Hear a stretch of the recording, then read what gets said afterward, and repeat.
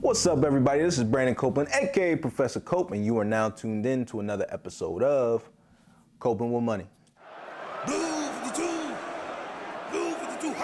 Recently, I've been doing some research and I found that apartment searches tend to hit a low between November and April. Well, this happens for a few reasons. In northern states, most people don't want to be moving during the middle of a snowstorm, and across the country in general, most families don't want to move their children during the middle of a semester, and no one wants to be moving during the middle of the holidays. What this essentially means is that most people are looking to find new places to live outside of those months, in other words, right now. So, of course, I thought it would be fitting to go over some things that you should consider as a renter, both to save money and help make your moving process as smooth as possible. Previously on Coping with Money, we talked about the real cost of buying your first house, so definitely check out that video if you had the time. But we needed to make sure that we provided some renter-specific tips as well. We got to protect our renters. So let's dive right in. So first and foremost, why actually rent in the first place? Well, renting allows for increased mobility and flexibility as opposed to buying, and also requires less maintenance on behalf of the tenant. Renting also helps you build your credit, allowing for increased savings and reduced debt if done correctly. There's a lot to be excited about when renting a new apartment, but as always, we want to make sure we're taking measures to safeguard ourselves. It's easy to tour a beautiful apartment and fall in love at first sight, but after spending a few days living there and you realize that the washer isn't working, the fridge isn't cooling, and there's a leak in the ceiling, if you're not careful, all of these things could be blamed on you.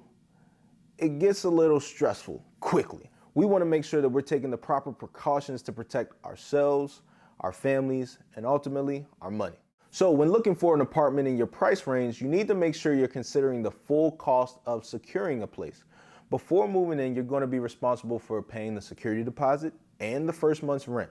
And depending on your landlord, you could be required to pay last month's rent as well.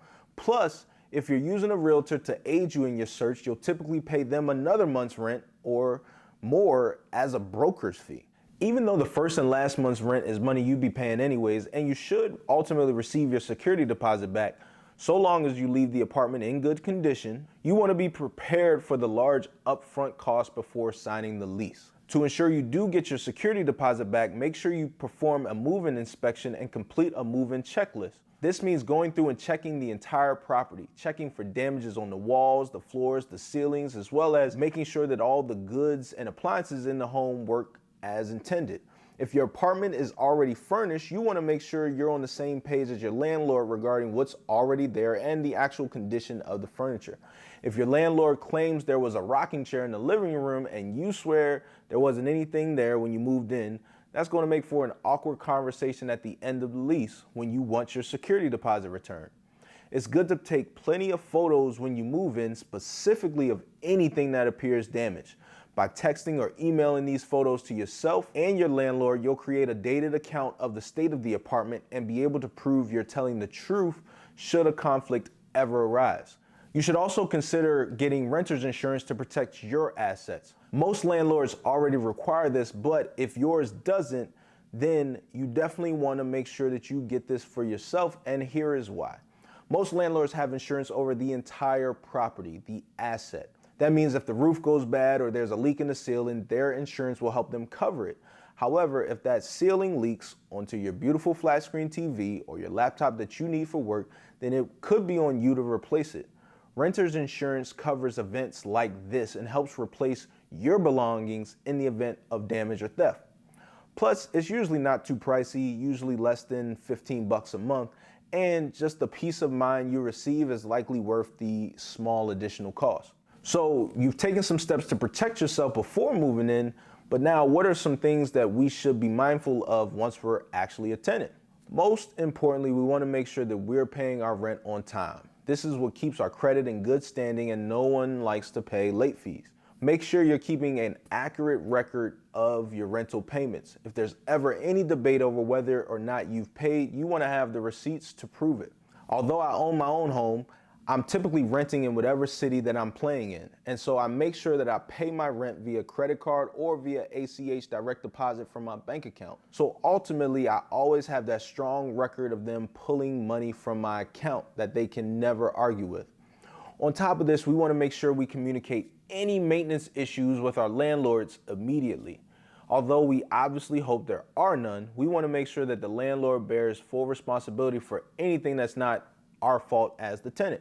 Whether this is a door handle that you've been hitting with the vice grip that you done ripped out of the door, or this is a leaky pipe or something that may have burst in the ceiling, reporting these things as they happen helps prevent them from festering and causing bigger problems.